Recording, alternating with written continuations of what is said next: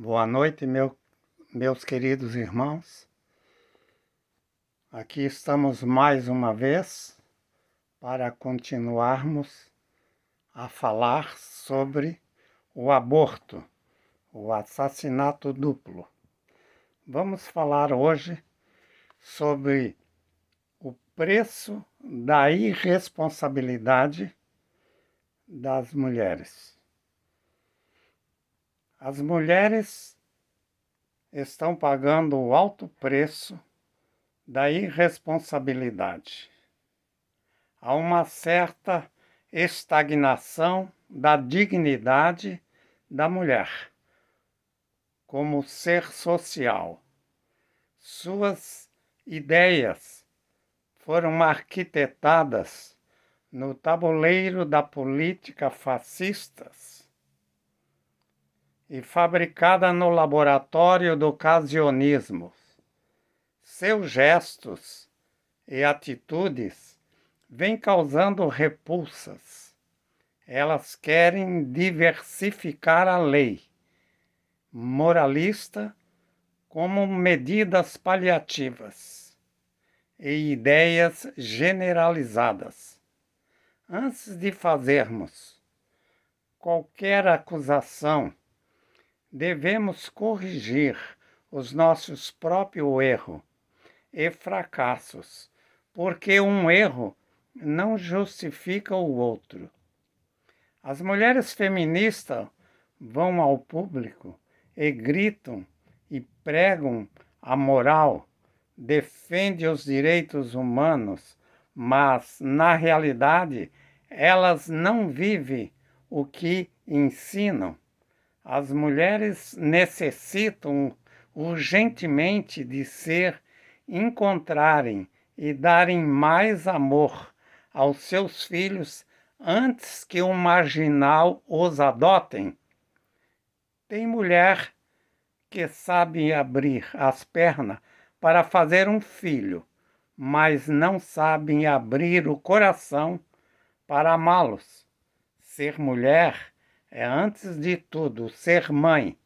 Não importa no momento a situação em que se encontra, mesmo que viva no maior índice de miserabilidade, quer seja nudez, angústia, enfermidade, dor, o amor supera a tudo e a todos. Não adianta você viver num palacete e ter dinheiro, mesmo que tudo esteja aos seus pés. Se você não tiver amor, será eternamente uma pessoa infeliz deste planeta, uma pessoa infeliz. Mas se houver amor, você será como a melodia contagiosa de um violino bem afinado. Em delírio, o povo lhe aplaude. Caso contrário, você pagará o alto preço da irresponsabilidade. Vamos falar um pouco agora sobre a desvalorização do dia a dia da mulher. A cada dia que passa, a mulher perde mais e mais os seus valores femininos. Seu corpo vive exposto aos olhos de todos. É como um calçado na vitrina, que quem tem dinheiro compra. Ultimamente está ocorrendo ao contrário. As mulheres estão pagando, ou melhor, estão comprando os homens para fazer intercâmbio físico. Maior é a oferta do que a procura. Parece não haver chance de recuperação para salvar a mulher. É a queda dos valores femininos. Lamentavelmente, o corpo da mulher está igual ao nosso cruzado. A cada dia que passa, a inflação vai engolindo aos poucos o seu real valor. Matar bebês tornou-se um círculo vicioso entre as feministas. É o tacão nazista matando seus próprios filhos para alimentar os seus cães. Esse movimento feminista que está surgindo em todos os estados brasileiros nada mais é do que o renascimento, a radicalização do fascismo europeu no Brasil. É um sistema político nacionalista, imperialista, antiliberal e antidemocrático que foi implantado na Itália por um dos homens mais indesejados da Terra. Seu nome era Mussolini. Isso nos faz voltar ao passado, na Segunda Guerra Mundial, quando Hitler, o mais cruel entre os homens da Terra, matou milhões de bebês na câmara de gás, incluindo mulheres grávidas. Milhares de crianças judias morreram agonizando. Você já matou algum bebê? E quem não mata, mas também consente, é um criminoso nato. E esse gesto é incompatível com uma realidade. As feministas já mataram mais bebês do que as tempestades, as chuvas, as inundações, o desmoronamento, os furacões, terremotos, fomes, epidemia. Elas já fizeram mais estrago, mais vítimas do que todas as guerras. Só no Brasil, as feministas matam, em média, 2 milhões de bebês por ano. O maior índice, por exemplo, de assassinato do mundo são praticados pelas feministas. Você, como uma delas, se fosse levada a uma corte marcial para ser julgada pelos seus crimes como feminista, qual seria a tua justificativa? Você teria condições psicológicas para enfrentar um tribunal com uma consciência para narrar a trama do assassinato duplo? Vamos falar um pouquinho agora sobre a proteção adequada. Entre os pássaros é comum a fêmea, no período de acasalamento, procurar lugares mais seguros para constituir sua família, evitando assim a presença dos predadores. O objetivo da mamãe pássaro é de dar aos seus filhos uma proteção adequada que eles merecem. Na caça aos alimentos, a fêmea enche a boca e volta ao ninho, e ela devolve todo o alimento engolido aos seus filhotes. É um belo exemplo de mãe, não acham?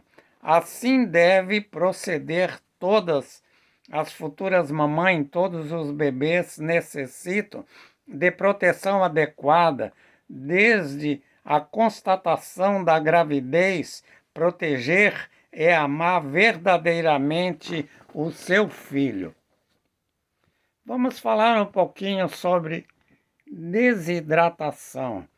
Quando chega a época do verão, os hospitais ficam superlotados de crianças que são vítimas da desidratação. É um problema social gravíssimo, em que, na maioria dos casos, as mães não se conscientizaram que a desidratação pode ser fatal ao seu bebê, se não houver uma boa assistência. A desidratação é uma irresponsabilidade total das mães. É tudo que se refere ao mau atendimento. Mamadeira suja, não fervida, mal fervida, sobras de alimentos, alimentos requentados, todos esses fatores podem levar a criança a uma desidratação crônica. A água deve ser fervida, filtrada, toda criança deve tomar bastante líquido e se houver suspeita de desidratação, a primeira coisa a fazer é suspender a alimentação e chamar o médico. As manifestações dos sintomas são febre, vômitos, diarreia e devido ao excesso de calor, as crianças devem ficar à vontade. Quanto menos roupa, melhor. Um dos graves problemas que levam as crianças à desidratação é a falta de boa alimentação diária. Uma criança bem nutrida é uma criança forte e sadia. Passa o verão e não sofre os problemas da desidratação. Infelizmente, muitos bebês morrem porque são vítimas das mães que pagam o alto preço da irresponsabilidade. Vamos falar um pouquinho sobre subnutrição.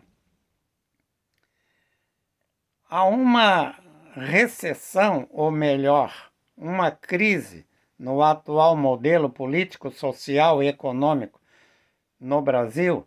Estamos vivendo dentro de uma economia periférica, quer queira ou não, os tecnocratas do governo têm que admitir que o salário mínimo encontra-se defasado. É uma constante imoralidade falar em salário mínimo. Ele já deixou de ser mínimos para ser candidatar a supérfluo. Para nós, os mais remunerados, os momentos de tensão e repulsa e de revolta, chega de panos quentes. Alguma coisa tem que ser feita em prol do trabalhador e tem que ser agora. O hoje é sempre, o amanhã é nunca.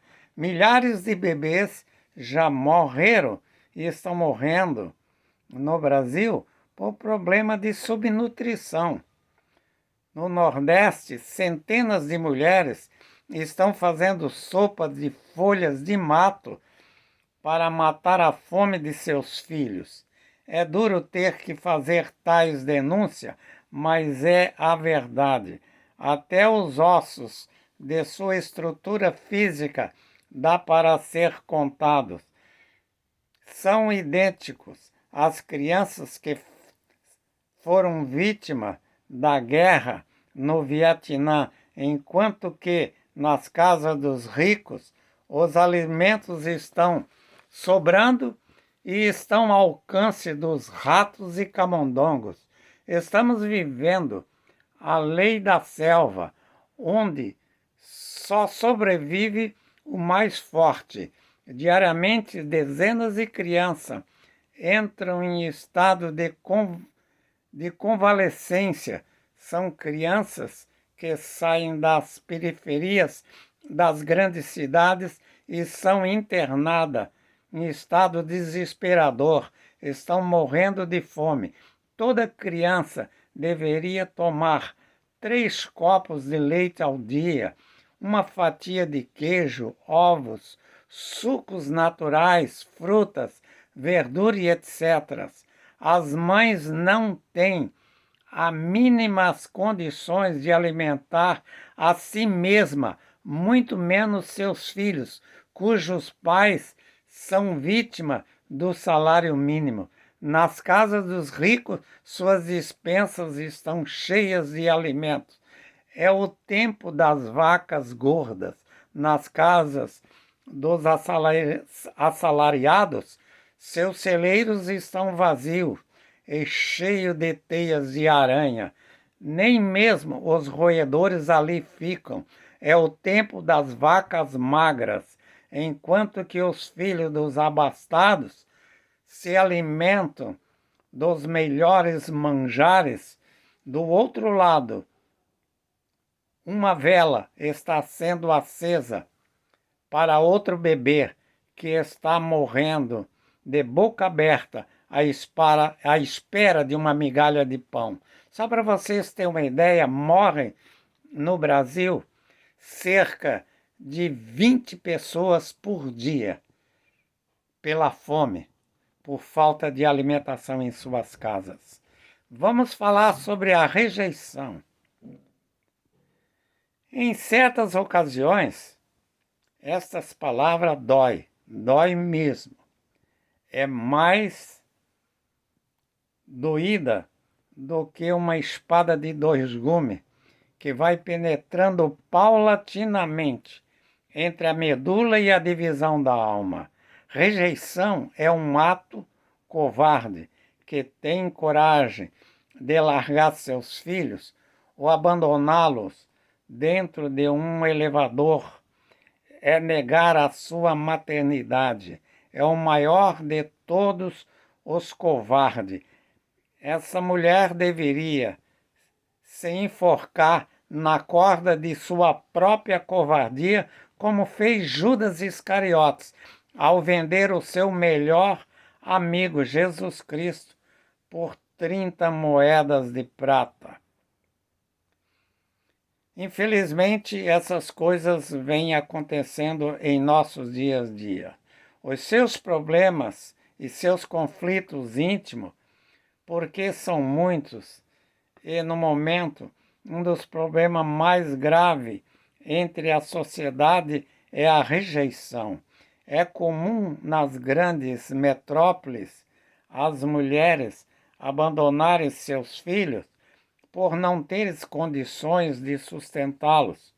Na maioria dos casos, as necessidades obrigam a mulher a tomar certas atitudes inconvenientes que só trazem danos, prejuízos irrecuperáveis às suas famílias. No momento difícil, a mulher só tem em mente um ideal na luta pela sobrevivência. Existe também as pessoas, as mulheres desesperadas, as mulheres que estão em encrencas, que são mulheres que deixam se envolver em questões amorosas, às vezes não sabe quem é o pai, é uma situação muito difícil e tudo deve ser feito ou pensado com a cabeça fria. É muito difícil prever o que passa na mente de cada mulher que está em desespero. Outra forma de rejeição é negar os seus próprios filhos ao abandono nas portas das instituições de caridades, nos internatos. Não são ambiente qualificado para assegurar a felicidade das crianças. Arroz, feijão mata a fome, mas não faz ninguém feliz. Essas crianças abandonadas se criam entre quatro paredes. A maioria não consegue um lar porque ninguém quer adotá-los. Às vezes porque é de cor negra, ou trata-se de uma criança feia, ou com problema, com deficiência física. Infelizmente existe a tal discriminação social, né? Cometer violência não é só agredir a pessoa fisicamente com violência física, é invadir a privacidade das crianças, é antes de tudo abandoná-las no anonimato. Isso é violência. Toda criança abandonada é carente de amor. Essa é o alto preço que as mulheres pagam injustamente pela irresponsabilidade.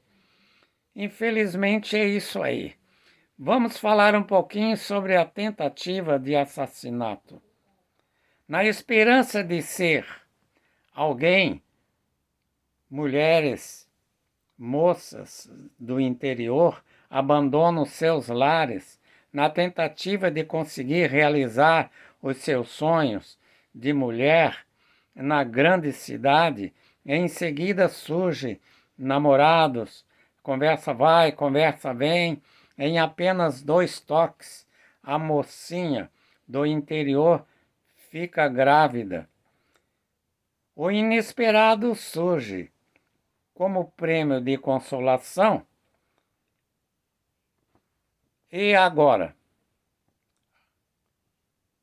A inexperiência leva ao desespero, influenciadas por adolescente das orgias, elas começam a tomar chá caseiros para provocar aborto. Chá daqui, chá dali, e nada de descer. E de repente surgem novas amigas que se dizem experientes. Elas começam a se automedicar e a fazer o uso de drogas entorpecentes. Em certos casos, a gravidez vai até o fim. Consequentemente, o bebê nasce com problemas genéticos irrecuperáveis, problemas cardíacos, lesões cerebrais, tensão nervosa, anemia profunda. A maioria desses bebês morrem agonizando e os que sobrevivem ficam fisicamente marcados para o resto de suas vidas.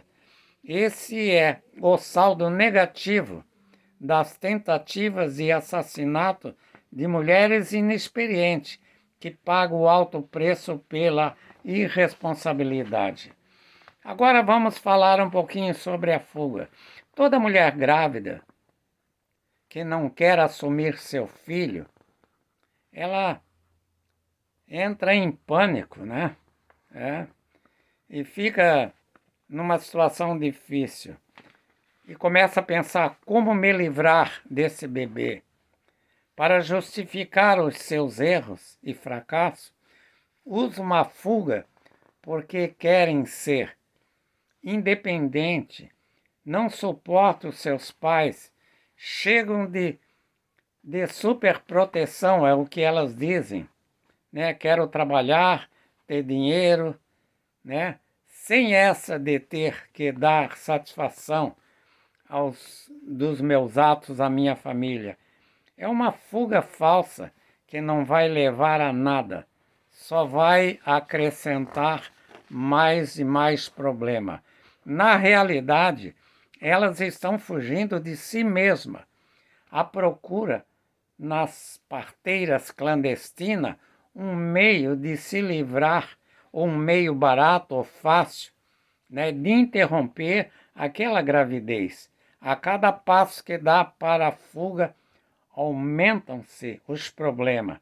Quem foge sempre estará preso, mesmo que viva em liberdade, né? As fugas nunca terminam bem. É como fugir da lei. E em cada rosto que se vê, haverá uma dúvida. Em cada passo, uma desconfiança. E em cada trilho, um rastro de perseguição. Não fuja, enfrente-se. Aí mesmo, cara a cara. O meu inimigo não é o meu adversário, o meu próximo, sou eu mesmo. Há outros tipos de fuga muito desagradável que deixa a desejar, é a veracidade da constatação. Isso é, quando a fugitiva constata que o seu bebê nasceu com um defeito genético. A maioria das mães fogem dos hospitais e deixa os seus filhos sozinhos no berçário, outras abandonam seus filhos nas portas dos centros de recuperações dos deficientes físicos. Não existe deficiente físico. Todas as pessoas são capazes de exercer determinadas tarefas, basta que haja para os treinamentos pessoas, né, profissionais que ajudam. Fugir de deficiente físico é, antes de tudo, um ser neurótico que vive em pânico consigo mesmo. Essas pessoas eu qualifico de deficiente físico, mesmo não possuindo defeito. Fisicamente são perfeitos, mas não encontram soluções para resolver os seus conflitos íntimos e confidenciais. Os deficientes físicos são as mães e as pessoas que fazem discriminação dos deficientes físicos como um ser social. Pare de fugir, deixe de ser você mesmo, né? Um deficiente físico. Medite um pouco e enfrente a si mesmo. Seja mulher pelo menos uma vez na vida. Para com esse feminismo, ou pagarás para o resto de tua vida um alto preço da irresponsabilidade. Vamos falar agora um pouquinho sobre o crime premeditado. Hoje é comum, em vários países do mundo, o controle do sexo da prole. Por isso, mulher pode optar, onde existe o aborto legalizado, optar por menino ou menina. O sexo indesejado morre. Infelizmente, as feministas têm livre acesso ao direito de viver ou morrer somente. A ela cabe o direito de livre escolha entre o bem e o mal, entre a vida e a morte. É um absurdo esta questão. Se é do sexo feminino ou masculino, é muito simples de resolver. Entre os 46 cromossomos que se encontram no homem e na mulher, são completamente diferentes por seu formato. Os denominados Y indica que o esperma é um homem. Através desse exame, toda a mulher grávida fica sabendo de seu filho que está para nascer, se é homem ou mulher. Se ela quer um homem e for mulher, ela pode matar e começar outra gravidez. Caso não for novamente o sexo desejado, pode matar novamente e começar tudo de novo. Eu só tenho a lamentar que a lei dá esse direito à mulher de brincar com a vida uterina. O maior erro judiciário de toda a história foi a condenação e morte de Jesus Cristo. E o segundo maior erro judiciário foi dar à mulher poderes total para escolher e aniquilar o outro. Isto é uma maldição. Eu jamais na vida aceitaria que meu filho vivesse sob o jugo opressor dessa lei. Quem alimenta o ódio exalta a liberdade das feministas. Ninguém ou nenhuma feminista tem o direito de vida ou morte sobre o bebê. Nenhum bebê é propriedade de sua mãe. Mas a lei dá à mulher o direito de matar. Ela não manda matar, mas permite o crime. Quem permite é porque consente, e quem consente é cúmplice. A lei é cúmplice do crime. A mulher é o assassino. Quem deve ser julgado? E por quem? Veja como a lei é contraditória. Ela não manda a mulher matar seu filho, mas fornece a arma do crime. Ela dá plenos poderes para a mulher decidir entre a vida ou a morte do feto. Indiretamente, a lei manda matar. 1 minuto antes de nascer, a mulher pode matar, não é crime. Agora, 1 minuto após o nascimento, é crime a mulher matar. Conclusão: a mulher mata seu filho e a lei absorve.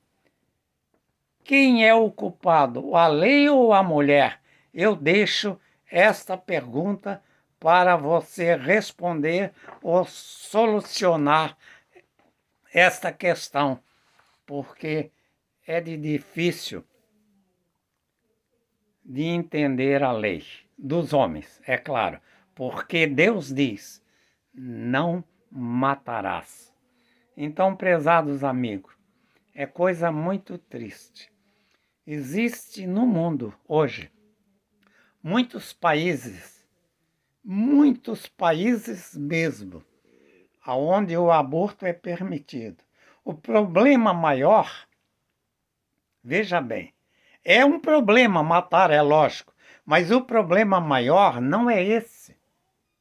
O problema das clínicas de aborto, quando elas recebem essa autorização, os bebês com 8, 9 meses, 7 meses, 8 meses, 9 meses, muitos deles, eles recuperam,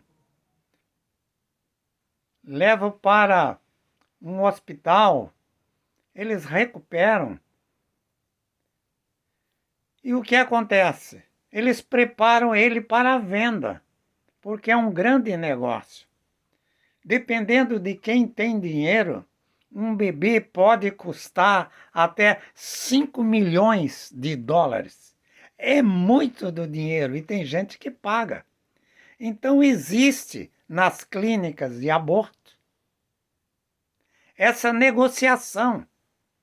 Existe as ONGs, existe os traficantes de bebês que vendem para as clínicas bebês roubados, vende para chefe de hospitais, aonde essa criança é colocada numa sala de cirurgia aberta, ainda com vida, tira os seus órgãos e coloca à venda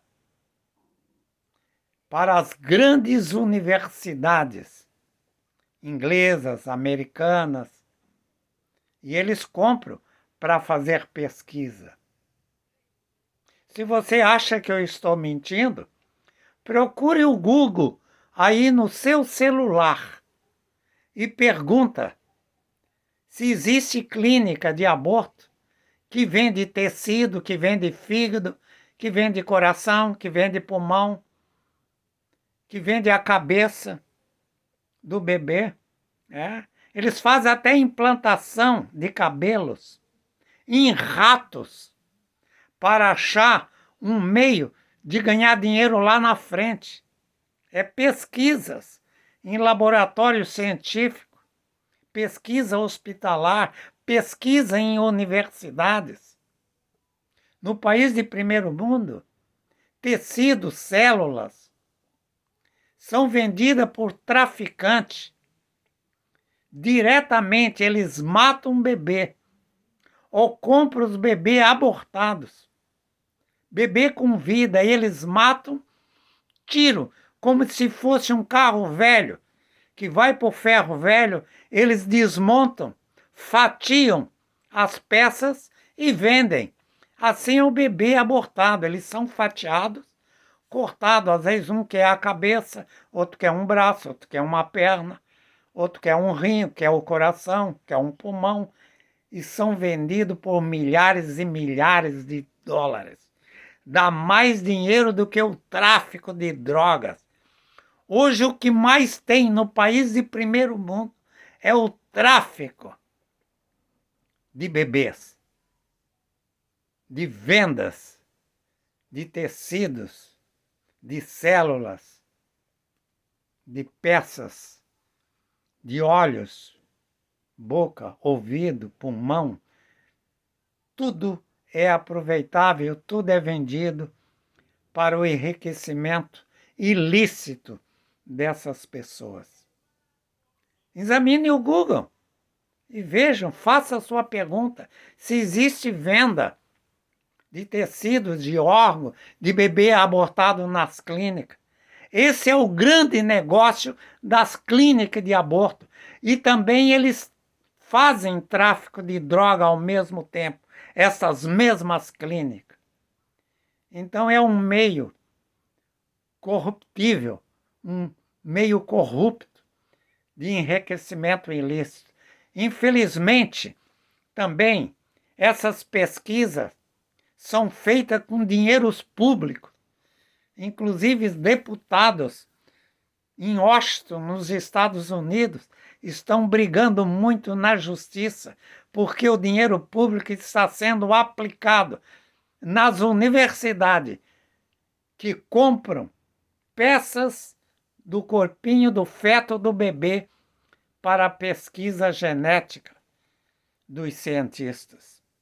Infelizmente, é esse mesmo aborto que eles querem criar no Brasil, não tanto com a finalidade de dar à mulher o direito de abortar, mas o direito de fazer o que querem com o corpo. Abortou, eles fazem o que querem. Pode vender o corpo para a fábrica de sabão, sabonete, ração animal, ou vender as células, os tecidos,